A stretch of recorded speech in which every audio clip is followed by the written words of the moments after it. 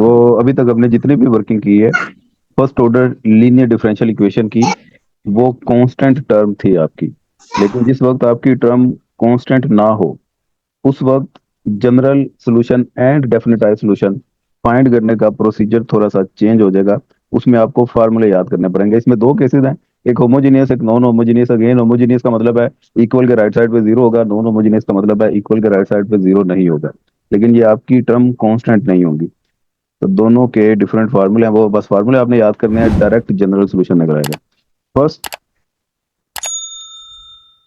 Order linear differential equation with variable coefficient and variable terms, यानी कि आपकी term वो भी वेरिएबल है और कोफिशिएंट आपका वो भी वेरिएबल है। इसे लिखते हैं हम d y over d t plus u t into y equal to डब्ल्यू टी। ये यू के फुट पे छोटा सा टी लगा दिया और डब्ल्यू के फुट पे भी छोटा सा टी लगा दिया, ये सिर्फ बताने के लिए कि यू और डब्ल्यू ये कांस्टेंट नहीं है, ये वेरिएबल है। समझे बात? और पहले तो होता था ना d y over d t plus a y equal to B.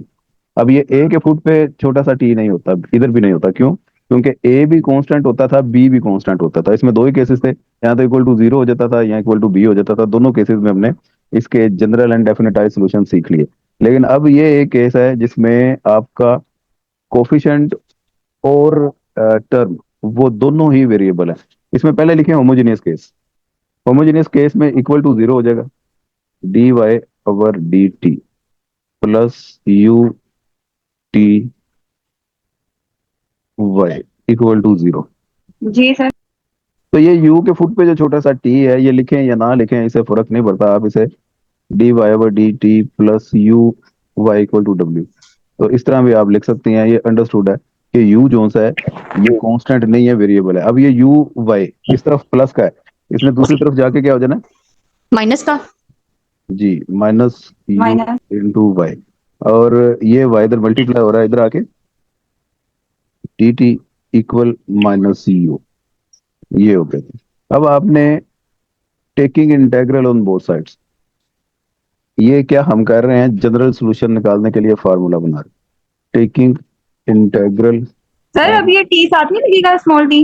वो बार बार लिखने की जरूरत नहीं है, वो अंडरस्टूड है के साथ ही होता है। ये यू हमने मान लिया ना कि variable.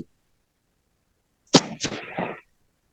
Taking integral on both sides, ये one over by into d y over d t equal minus u into d T.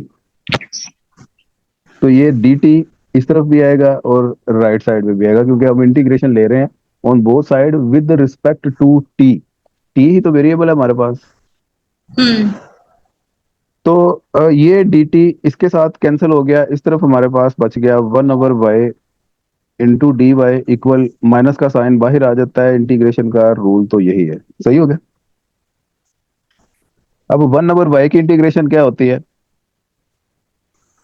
L n y. शाबाश, l n y plus c one. और ये you की integration क्या होगी बोला? Sir ये हो जाएगा इसका 1/2 आ जाएगा, इसको ऐसे माइनस ही वन बाई लिखा टू रहने दें, क्योंकि इंटू यू इसने रेज टू। इसने फार्मूले में ऐसे ही आना है, क्योंकि ये u का विद रिस्पेक्ट टू t आपने इंटीग्रेशन लेनी है। तो इसको एज अ इसी तरह ही हम फार्मूले में इंट्रोड्यूस करेंगे। अब आगे लिखें taking exponential on both side. असल में y जनरल सॉल्यूशन में y की इक्वेशन निकलती है ना, y इक्वल टू, तो y निकालने के लिए फिर हम ये प्रोसीजर कर रहे हैं। सात y के नेचुरल हो गया, नेचुरल लॉग खत्म करने के लिए एक्सपोनेंशियल लेना पड़ेगा। तो ये आ ठीक है। गया e ln y plus c. Plus c one equal e minus u d t. सही हो गया? तो ये आपका e l n y into e c one equal e minus u d t. समझे बात? ये ई इस एल एन से कैंसिल, तो y e c one equal e minus u d t. तो ये EC1 इधर मल्टीप्लाई हो रहा है, उधर जाके क्या होगा? सर अच्छा जी, तो ये y equal to e minus u d t into 1/e⁻c1 ये बन गया। Yes sir. तो ये जो 1/e⁻c1 है ये कांस्टेंट है, इसे आप a कह दें। तो ये y equal to a e minus u d t, ये आपका जनरल सॉल्यूशन बन गया। ये y के फुट पे बेशक छोटा सा t लगा दें क्योंकि जनरल सॉल्यूशन में होता है। This is general solution. Page number 484 पे एक एग्जांपल है, example 1, page number 484। dy over dt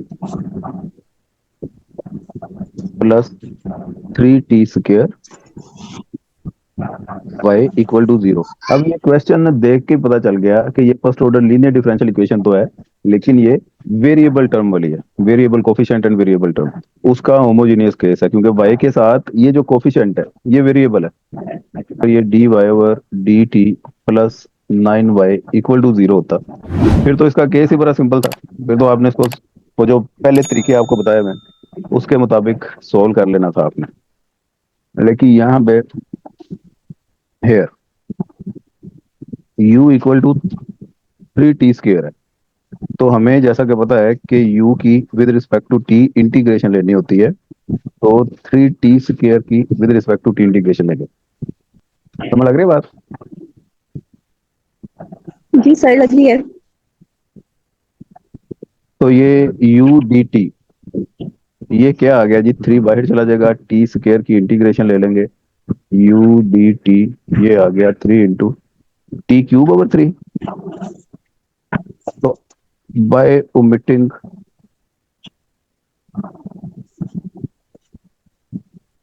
the constant, तो हम क्या साथ सी लिखें, तो ये 3 से कट गया, तो u dt का आंसर आ गया t की power cube. Okay,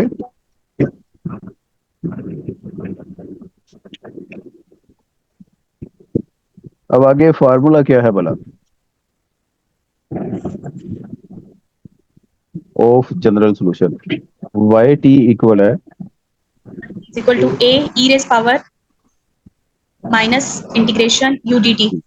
bye putting the values y t equal a e u d t, तो हमारे पास टी की पावर 3 है तो माइनस टी क्यूब आ जाएगा इधर।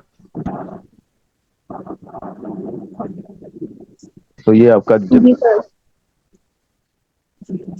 इतना आसान काम है।